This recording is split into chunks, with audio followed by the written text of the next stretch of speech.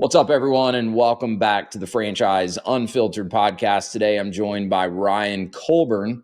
Ryan's a franchisee with Cabinet IQ out of Hilton Head, South Carolina. Ryan, what's up, man? Welcome to the show. Yeah, I know you're a busy man, so I appreciate you making the time to do this. But you and I had a chance to meet in person. God, I guess that was a few months ago now. At this point, down in Charleston at a conference, and I just got to hear a little bit of your story, your experience with your Cabinet IQ franchise, and I was kind of blown away. And I was like, "Hey, man, I'd love to have you come on the podcast and share some of this with the audience." So here we are. Yeah, appreciate you having me. And it's funny enough, I found Cabinet IQ through a podcast originally. So I That's figured awesome. I'm happy to return the favor. Very cool. Very cool. Yeah. So give us a little bit of your background, because you're still fairly, early into your journey with Cabinet IQ. I think when you and I met, you were maybe 4 or 5 months in, if I remember correctly. So still under a year at this point. Is that right? So I signed over a year ago. It's probably been about 14 months since I signed the papers, but Yeah. the first showroom has been open for only since March. So March, April, May, June, July, 5 months.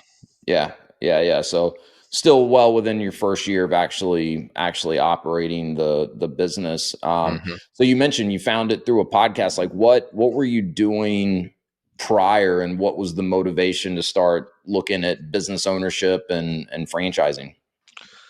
Yeah. So, I don't want to say probably 3 years ago, I just kind of came to the realization I was burnt out on the corporate end. They were come from banking background, so they All were right. doing another round of layoffs. I was just tired of not being in control of my destiny. Yeah. So I basically made a decision, said, let's find a way out here. And it's always been who I am. I've run a bunch of different businesses since I was probably 14, 15 years old. So it's in my blood. So I knew I was always going to get here. It just kind of probably came a little earlier than I was expecting to make a move like this. But I originally started out looking at, as many people do, looking at businesses to acquire, local businesses to acquire. Uh-huh. So I had many meetings, got, to the 5, 10 yard line with a few different local businesses.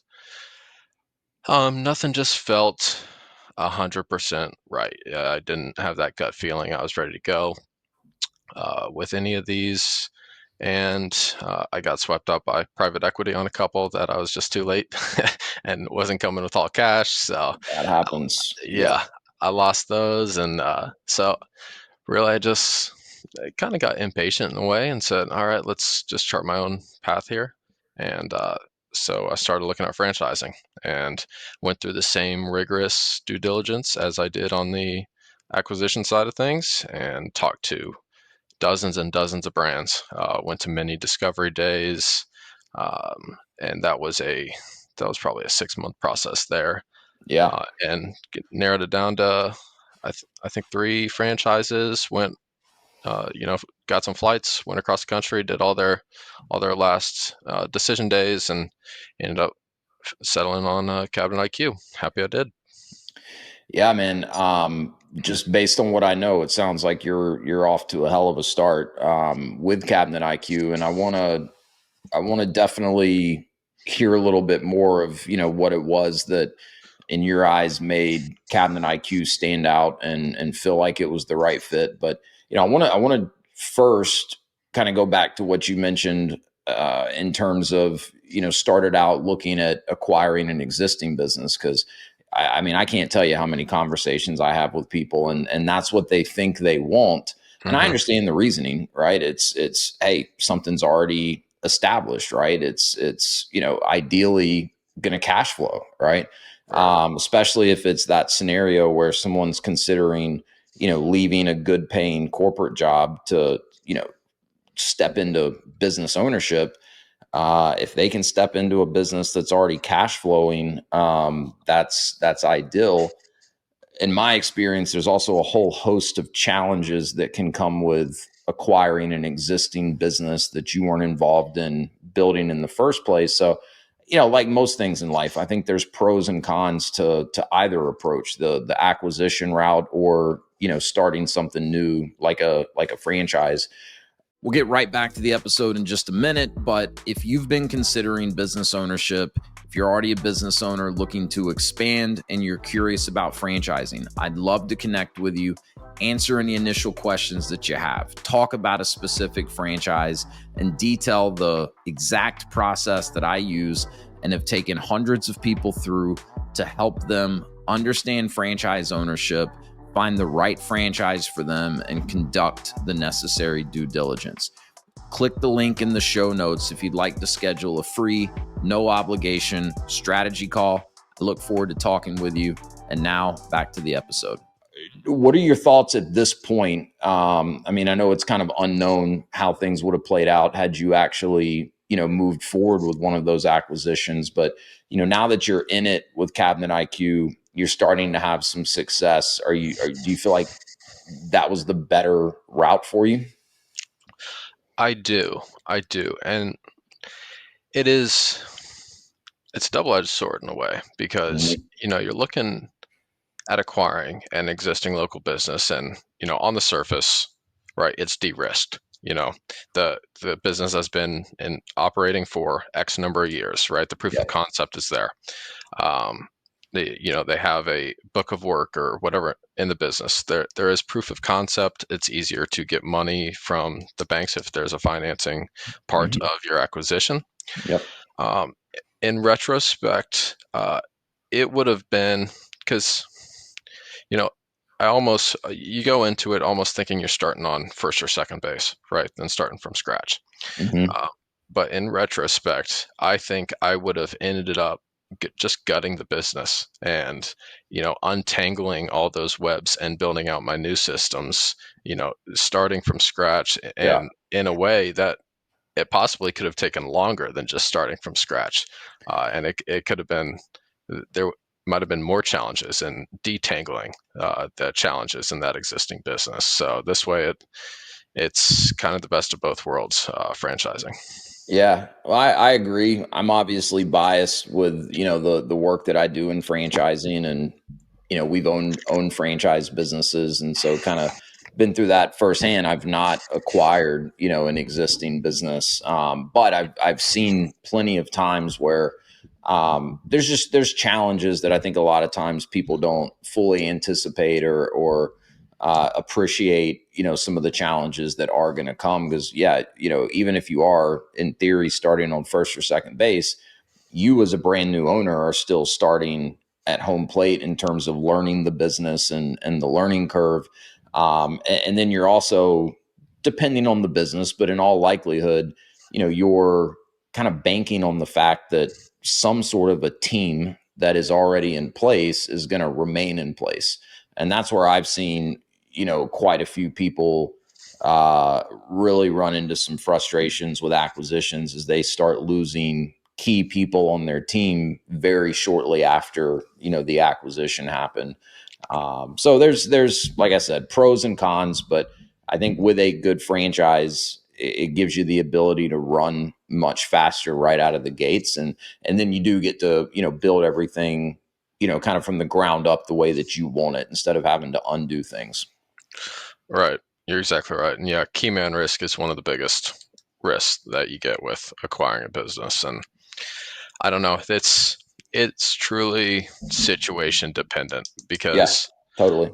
if you were looking in kind of the budget ranges that I was looking in, so, sub $2 million businesses, really all I could get financing for at this stage of my career, and what I could acquire. And with a business at that price tag, there's a reason, it's either that price is what it is. Say it's been on the market for a while. It's on the market for a reason at that number. Not to Hmm. say there's not gold mines out there, but I mean, to get a truly operating, you step in, no key man risk, cash flow positive business, it's going to be a higher price than $2 million, Yeah. right? There, especially in this market today with so many searchers out there. So Yeah. Yeah, it it's is. It's the it's tough. the really good opportunities are hard to come by, because the first question you have to ask with any, resell that you see on the market is why? Yeah, Why is the owner selling, right? And there's a number of different reasons. It could be that the business is failing and it's kind of a fire sell. It could be that the owner feels like the business has kind of peaked, and they know something, based on their industry or the trajectory, and they're trying to get out at the top. And then there's good opportunities. Like I have a good friend that bought an existing business not too long ago in the Wilmington, North Carolina area where we are, an outdoor lighting company, and it was a good business. He got it at a fair price, and in my opinion, it was a great move for him. It was a husband and wife that had owned it for 12 years or so, and unfortunately, the husband, who was kind of the face of the business, had some serious health issues, and so they were selling because of that. But he did the right due diligence, and I think it's a really good opportunity where he's got profitable business with a good foundation, but also plenty of opportunity to come in and continue growing it. So those are out there. It's just, it yeah, has gotten more competitive. You mentioned private equity. I've seen that happen a number of times over the past couple of years, where private equity comes in and just makes an all cash offer that yeah. the Hard to the beat. seller can't refuse. Yeah, yeah, certainly. And there are certainly opportunities out there. So, if you have a long timeline, if you're ready to wait a few years, go through, 90-day due diligence periods multiple times, if the timeline's there, there's certainly opportunities there. But, franchise, you find the right one, you can start tomorrow, right? Yeah. Yep. Gives you the ability to run faster. So I'm curious, as you were looking at whether it was acquisitions, or you said you looked at quite a few different franchises before, ultimately landing with Cabinet IQ, were they all kind of, more service based businesses, or were you looking at a variety of maybe more brick and mortar storefront type models? Was it all over the place, or did you kind of know that something, more in this service category was where you wanted to be? So first, when I made that decision to start looking at franchising, everything was on the table except food. I was never touching food. Didn't want anything to do with restaurants. You and me um, both, brother. yeah, that was the only thing just not on the table. So I looked at, like I said, dozens and dozens of everything X food. I ended up, my top. I made a top 10, then top 7, then top 3. And I think even at the top 10, I think they were all service based businesses. So I think that's just where my brain went, what made sense. My top 3 were all service based businesses. No, Cabinet IQ was the only one with a brick and mortar that I can recall that I was really serious on. Hmm. And there's a lot to that conversation why it made sense, and it's a nice hybrid model anyway. But Yeah. Yeah. uh, I think service was going to be where I was ending up. Yeah, I would use that exact term, kind of a hybrid to describe Cabinet IQ, because you do have a showroom component to it, Hmm. but then there's obviously the component of going. And so I guess we should back up. I've had Michael, the founder of Cabinet IQ, on the podcast before, so we'll post a link to that in the show notes for anyone that didn't catch it. Definitely go back and listen to that, because that'll give you a lot of good context in terms of the actual business that Cabinet IQ is in, and the kind of unique approach that they have, which after hearing some of Michael's story, I really like the approach that you guys take. But cabinets and countertops are predominantly what you're focusing on, as I understand it. So you have a showroom component, but then there's obviously the actual installation component as well. So what would you say? And this is different for everyone. It's definitely individualized. But what was it, as you started looking at all these different types of businesses? what was it that made the service businesses resonate with you more? Was it, certain characteristics of the industries they were in, characteristics of the business models, just more aligned with, kind of what you could see yourself doing and be comfortable with? Was there anything that you could kind of point to and say, this is why these types of businesses felt like the right fit? Is service as a whole, now that I'm thinking about it, I've never really made this realization before, but I think it comes down to the fact of a demographic thing. Whereas we're Hmm. no longer in the DIY generation. Yeah. Everybody in my generation wants to pay someone to do it. They have better things to do with their time, Yeah. whether that be installing their cabinets or moving or window washing or landscaping. I mean, we're Yeah. we're out of the DIY, so that's And most of us didn't ever learn how to do it in the first right. place. So yeah, I totally agree. Yeah. So I think that leaves a that kind of left a blue ocean, starting 10 years ago or whatever, when there just wasn't the volume of businesses to accommodate all the demand for that. So that's why we've seen a huge boom in this home service, Yeah. franchise and other businesses. But yeah, I think it just boils down to a demographic thing. Yeah. There's a few things that I really like about the cabinet IQ model, and I just alluded to this a moment ago, but because you guys have the showroom, which I guess is fairly common with any cabinet company, right? But it seems like Michael, and now with the franchisees that are out there operating, you guys have developed and continue to develop kind of a unique approach where, like, a lot of these home service businesses, you spend a lot of time running around giving people estimates. Then you've got competitors coming in giving estimates, and in some cases, especially if you're not careful, it can just kind of turn into a race to the bottom. Whoever's willing to go the lowest on the price is going to get the job. And from what I know, talking to Michael, that was some of his experience early on, and so he pivoted, went to more of a showroom model, and now there's really a system that you guys have developed where you're funneling higher end clients that are less focused on price through this showroom consultation process. Some sort of a non-refundable deposit, I remember him telling me about, Hmm. which kind of blew my mind. And then he told me, what his close rates were for people that went through the consultation with the non-refundable deposit. And that's where it kind of clicked for me, Right. where the light bulb kind of went off. And I'm like, yeah, you're going to probably do less of these showroom consultations, but you're working with the right type of people that you want to be working with. That's right. That's right. The non-refundable deposit, it's a design retainer is what we call it, and Okay. it All is right. credited towards your purchase of cabinets or countertops. But yes, it's not refundable if you choose to go somewhere else. But yeah, getting out of the business of free quotes it's very important, because you will spend, God, so much of your time just giving quotes, and they're in our business. Luckily, it's not a binary thing. It's not. I use power washing as examples for a lot of these, but it's not. My house was dirty and now it's clean. Any most Right. people can do that.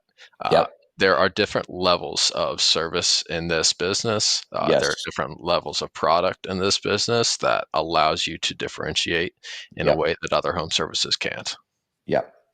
Totally agree. I think I've told you this before. The audience knows, but we own a Shelf Genie franchise, right? So in a lot of ways, similar to what you're doing with Cabinet IQ, we don't do cabinets. We work inside of existing cabinets, and the core Shelf Genie business is custom pull out shelving, predominantly for kitchen cabinets, pantries, bathroom vanities. But a few years ago, Mhm. we got into doing custom closets as well. So on the Shelf Genie side of it, there's not as much out there that I would consider direct competition to us in terms of being able to do it to the level of customization that we can. So we don't run into it as much there. But with the closets, I mean, if I'm being completely honest, our closet product is not that much different from what California Closets or Closets by Hmm. Design or any of these other companies can come in and provide. The quality is about the same. We can differentiate ourselves a little bit by, how creative we are with our designs, but, Hmm. we don't have a showroom. And so we run into exactly that, especially on the closet side of our business, going and giving a lot of quotes and estimates. And, then two or three other companies are coming in, and clients will literally just hand our designs and our estimate Hmm. or our quote to a competitor, and they'll say, yeah, we can do this and we'll do it for 10% less, and boom, we're out. Right. So my wife and I have really been, as have other franchisees, looking at ways that we can, kind of pivot a little bit. Like I said, we don't really run it like we tend to be at about a 65%, 65% close rate on the Shelf Genie side of things. So still don't win them all, and there's room to get better, but closets is lower than that. So I like the design retainer. I like that verbiage. That makes a lot of sense. Yeah, and you just sell them. I mean, really, we're not. It's costing me more money even at. So right now it's $500 for us, which it's about to go to 1,000 just because of our volume. But right now it's $500, and that we're not making any money on that because a typical and what that gets you is, they pay the $500 design retainer in our showroom. That allows us to go out and do a full measure, take pictures, feel the space, but spend takes 2.5 hours by time with traveling to do that, and then building our package together. We're not handing them a cut list of cabinets that you're going to order.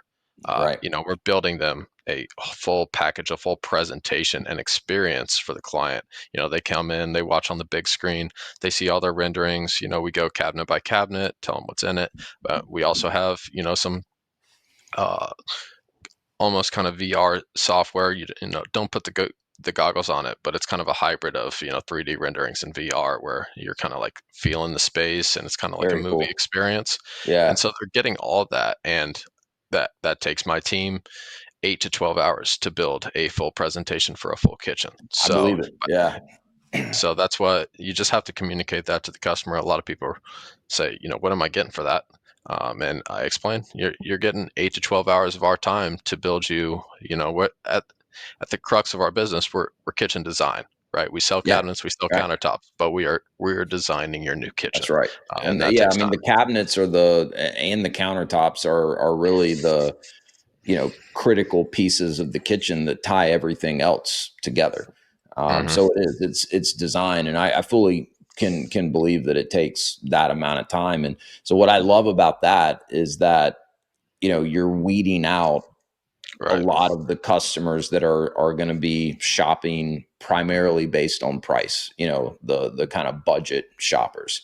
You're, I imagine, getting kind of a higher end clientele that sees the value, and yeah, okay, I got to pay this $1,000 non-refundable deposit, but I understand why, because I understand the amount of time they're going to put into helping us design this kitchen the way that we want it, working with us to really, make this unique to exactly how that we want it. So, and I'm sure you've seen this, or certainly will in our businesses.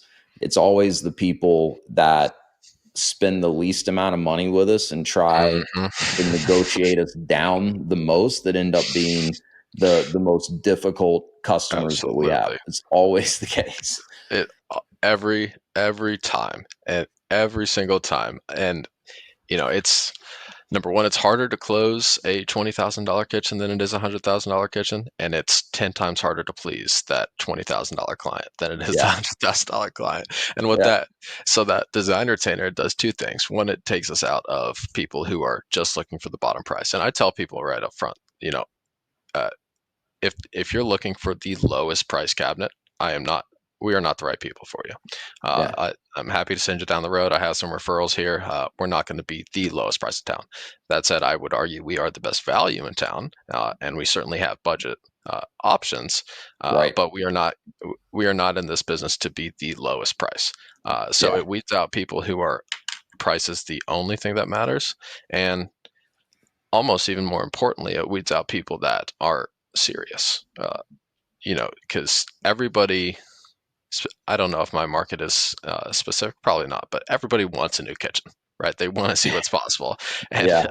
if we did this process for every person that walks into our showroom, say, hey, I'm thinking about getting a new kitchen, uh, we would just be spinning our wheels nonstop. Yeah, totally. I mean, yeah, a lot of people are just kind of honestly dreaming, and Yeah, or they're in research and planning mode, right? I mean, because it's not a small investment to redo a kitchen, right? So right. some people may just kind of be in that mode where it's like, hey, this is something we're starting to plan and budget for a few years out, so we need to start getting kind of some ballpark figures, but not at that point where they're ready to move forward with it. So yeah, I love that approach. I don't want that to dominate the whole conversation, but it's unique and it's cool. And it's also like for me, doing the consulting work I do, it's really cool to hear you as a franchisee kind of validating that, yes, this is the process that we use and it does work because we hear a lot of things from franchisors and it's just always good to, hear franchisees actually putting it to practice in their markets. But yeah, the other thing that I like about Cabinet IQ is, as you just kind of alluded to, it's a big ticket business. All right. This is something I stress to everyone I work with, especially if they are, in a scenario where the goal is to either leave a full time corporate job and start a business or, use that business to kind of scale themselves out of that corporate job as quickly as possible. If you can get into something that's fairly low overhead and has a high average ticket, that's going to put you in a much better position to ramp that business up quickly, start generating some income from the business so that, if you left a paycheck, you're going to be able to start paying yourself sooner, probably. B, if you're trying to get to that point where you can leave the paycheck, it's gonna make that happen quicker. As compared to something like landscaping or pest control, which long term can be good businesses. You're building kind of a book of business and have recurring revenue, but it takes a while to build that client base up. You don't have to sell that many jobs to have like multiple six-figure months, which is part of what I love about this business. You're exactly right. And that is one of the big reasons I chose Cabinet IQ was the ability to scale this business was unlike really anything else I saw in the franchising world. And really the ability to scale within one or two territories. It's, Right. Yeah. you can build a huge business without, a typical franchising route. If people are building wealth through franchising, most of the times you hear that they they have 120 units of Jimmy John's or something, right? Yeah. And Yeah. that's certainly a path, but you can build a really big business here within one or two territories.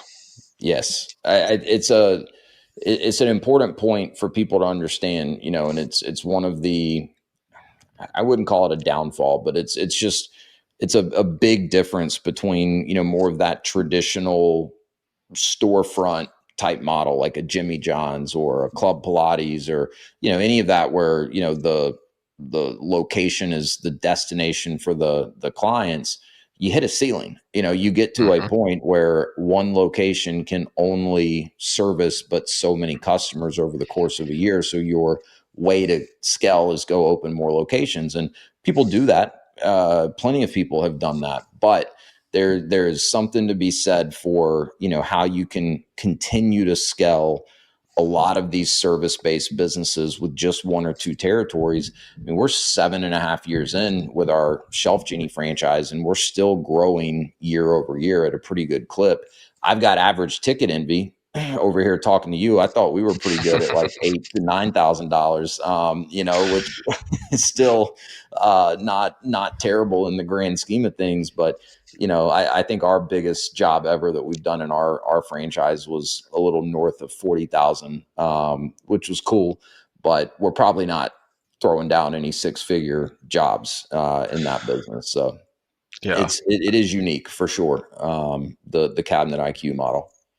Yeah, I actually had to run these numbers last night. I'm preparing an offer for another people. I'm hiring 3 people here in the next 2 weeks, and one of them's commission based. So I was breaking down average ticket, and my average ticket over since Jan 1 is 47.6. So it does not really. I mean, depends how lean you want to run it, but I Sure. mean, you sell 1.5 kitchens, you're paying your bills. I bet. Yeah. Yeah, because you got a little bit of overhead, I'm sure, with the showroom and things like that. Now do you have like a full-time kitchen designer? Is that who your clients go through that consultation and design process with? Yeah, I have a full-time kitchen designer. I'm hiring another one. That's one of the positions I'm hiring, and I have Okay, 3 remote designers that help on an ad hoc basis, just project by project. I pay them by nice. project. That just helps us with capacity because uh, between me and my lead designer right now, we cannot keep up with the pipeline. So I Yeah. need some Oh, I remote know help. the design aspect of it. I know how long it takes us to do our closet designs and drawings, and what you guys are doing is probably even more in depth. So it makes sense to have those remote people that can help with that, and especially if you're just kind of paying them on a per design basis, and then you're subcontracting out the labor, the installations, I assume. Yeah, so I have one in-house installer, and he is more of he's just a Swiss Army knife. He does everything, Yeah, yeah, just boots on the ground for me. So unloading cabinets, installing cabinets. It's if we need to go to Sherwin-Williams, get a paint match, he's doing that. Need to go to Home Depot, get a drill bit, he's doing that. So smart. he's in-house, and then I have 4 different crews that are technically subcontractors. I mean, we keep uh, 2, but about to be 3 of them so busy that really, I mean, they essentially just take projects from us.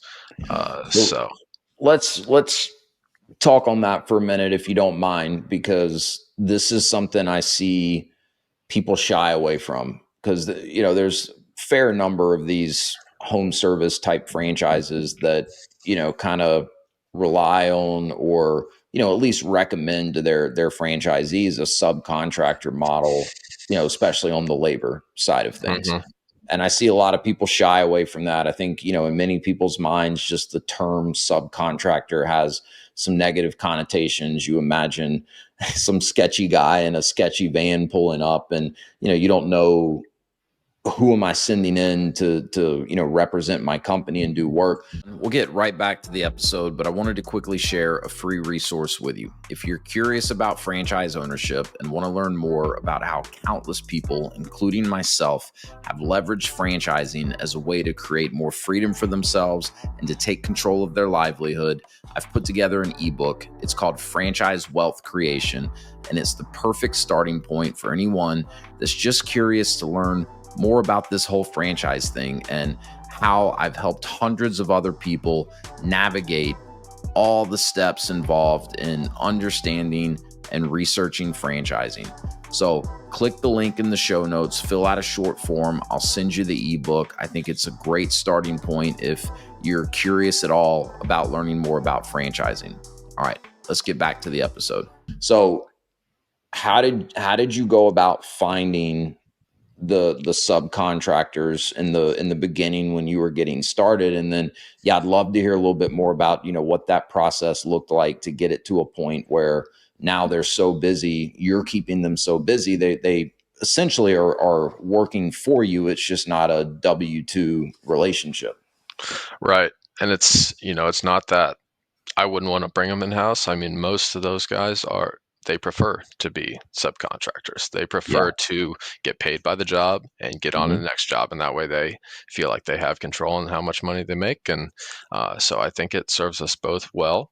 Yeah, But agreed. yeah, you find the right ones really through trial and error. Uh, Hmm. and the showroom component was a big part of that. I had 5 full kitchens and a bunch of vignettes. So I had 7 different crews in there building out my showroom as kind of a trial run. Oh, okay. Yeah. So that served a really valuable tool. Uh, just try and 7 different guys in there, and then as you bring someone on, you always start them with a smaller project, or just you go to their shop, you watch how they work. Start them on a laundry room or some vanities, just to make sure there's the quality of work is there. Then you Hmm. build them up on smaller kitchens, then bigger kitchens. But really, it's you got to sell them on your process. Two things: you got to pay them well, and you got to sell them on your process. And if you do those two things, if they're bought in, if they see the vision, if you keep them busy, then for all intents and purposes, I mean, they are working for you. They're just doing it on their own terms, which, like I said, ends up benefiting both of us. Yeah. Well, and in some ways, I imagine it really benefited you, at least in the beginning, right? Because it at least, kept your startup cost a little bit lower, right? You don't have to go out and buy the vans or the trucks that they drive and equipment that they use. I imagine they carry their own workers' comp insurance Hmm. and things like that. Is that accurate? Yeah, that is accurate. And I think the final numbers would end up pretty close, because I mean, you obviously are paying them more as 1099 than you would a W-2. Right. So I think it ends up pretty close Yeah, at the end coming of the out the day. wash. But I think the incentives are aligned. If we had Yeah. in-house installers, I'm not sure they'd be, you know, installing kitchens at the clip they are. Yeah. Well, it's yeah, it does. It keeps the incentives aligned. All of our installers and our salespeople, or we call them designers in our shelf genie business, or 1099. We don't really need crews. It's for the most part a one man install. Some of the closets, the bigger closets, it's better to have two. But yeah, they're paid by the job. So whether it takes 4 hours or 8 hours, they're getting paid the same amount. So there's no incentive for them to milk the clock. Right. Uh, we offer a free lifetime warranty, though, right? So if they cut corners, rush a job, don't do it up to our standards, have to go back out 2 weeks later, they're not getting paid anymore. So there's also no incentive for them to rush it and to get sloppy. And that's like when we bring on new installers, we present it to them as like, this is in a lot of ways a business partnership, right? Like, you are Hmm. still representing our company, in terms of our clients, but this is a partnership, and treat it as such. And so when you find someone that has the right mentality and gets it, it's probably in some ways less management that's required. At least that's been our experience. Yeah, you got to find the guys that are the project managers too. Yeah, they've got Uh, to be able to kind of think like like they're a business owner. right. Um, Let me ask you this, because I know this is another question that comes up on the subcontractor topic. So if these guys are out there installing cabinets, like, why are they not just competing against you? So a lot of these guys, the only ones that would be kind of the custom carpenters who build their cabinets from scratch. Um, and even then, I mean, this is a long conversation about the differences between a fabricated product and someone building it in their garage, in a non-climatized environment. I mean, there are advantages to buying cabinets from a professional factory, but Sure. it's most of the guys, I want to say like 70% of the guys we've interviewed, really don't have the access to cabinets like we do. Yeah. And that's one of the benefits of being in a franchise is all these vendor relationships were already established. We get really good pricing that allows us to compete with anyone out there, and including big box stores, even the volume that they do. I mean, we get pricing very very similar to them, and we provide a much better service. So Yeah. it's really they don't really have access to what we have access to, and the custom carpenters that we've tried a few of them that they build cabinets, and they also install cabinets, and we brought them in just to install our cabinets. And it's sometimes it's a it's a nice partnership to have, because if we build a kitchen, we got to stay in this cabinet line to stay in budget, but we only have about 95. We can only get 95% of the way there in this cabinet line. We can pay our installer and custom carpenter to get us through the finish line. Build this Yeah, custom yeah, piece. yeah. Build these custom doors wherever they are. So it can be That a makes sense. partnership. Yeah, and it's not. I really haven't found that we're competing in that aspect with the installers. Yeah, you see it pretty commonly in cabinets. Like I said, we run a similar model in our business. You see it in flooring, fencing, painting, roofing, and I think a big part of it is the supply chain side of it, as you described, and I think a lot of times too, these whether it's cabinets or flooring or fencing or whatever, the crews or the craftsmen that are really good at the craft tend to not be as strong on the sales and the marketing side. And so they Right. love having a partnership with someone like you that can just feed them business, and they just show up and do what they do best and what they know how to do, and they don't have to worry about where's the next job coming from, and how are we going to get the calendar filled up for the rest of the month. So I wanted to touch on that because I know it's something that gets people stuck a little bit as they start looking at some of these different types of models, and they just assume subcontractor. No, I don't want to do that. That doesn't sound feasible. And really it is. It's fairly common, and as you just described, it works really well for everyone involved. It doesn't mean everyone that you bring on is going to be a good fit. There's going to be some trial and error in all likelihood, but when you find someone that's a good fit, it's more than likely going to be a long kind of partnership. So look, I'm being conscious of the time here because I know we both have a hard stop coming up, man. This has been awesome. No doubt whoever listens to this is going to get some really good insight from you. In closing, so a lot of the people that listen to this podcast are aspiring entrepreneurs, right? And whether they're already at that point in the process where they're starting to look at some different options, maybe it's franchises, maybe it's not, or if they're really just still kind of in research mode.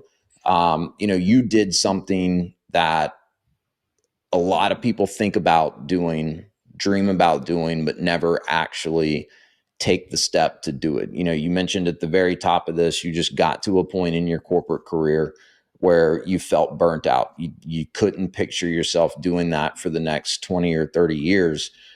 What would you say to those out there when it comes to actually taking that leap? What what do they have to prepare themselves for to get past the point of just thinking about it and actually making business ownership a reality for themselves? Yeah, that's a great question.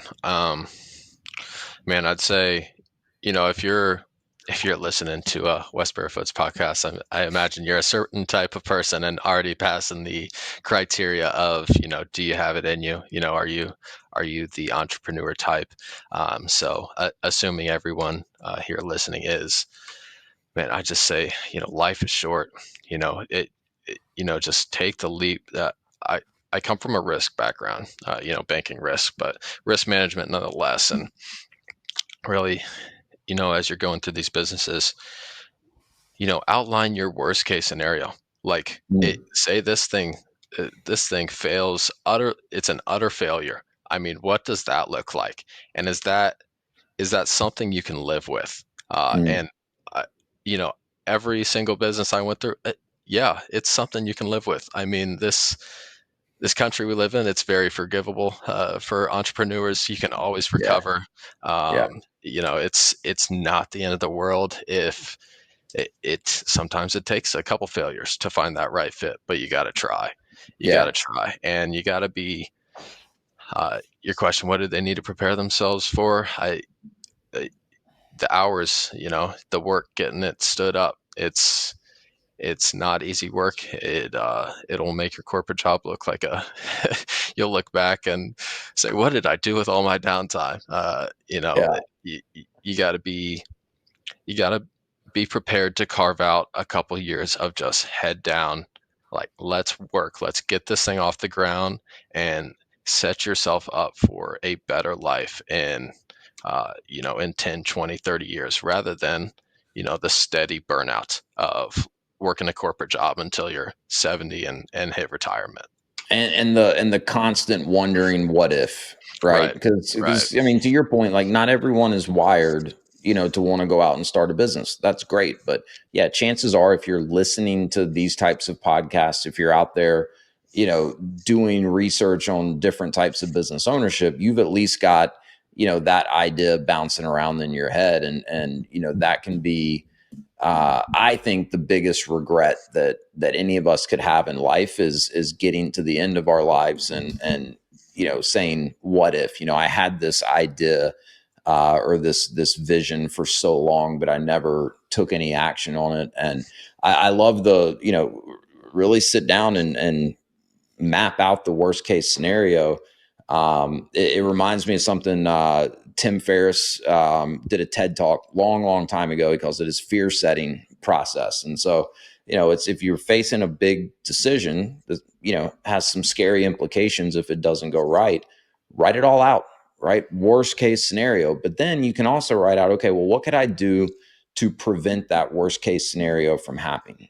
Right. Mm-hmm. And then what could I do to get back to where I am today, even if that worst case scenario still came out? And he's like, in the vast majority of cases, you're going to realize there's, number one, the worst case is not actually as bad as you initially imagined it to be. Number two, there's so many things you're going to have the chance to do, to keep that from happening. And it's probably easier to get back, to baseline, even if it were. So I think that's good advice. Really good advice.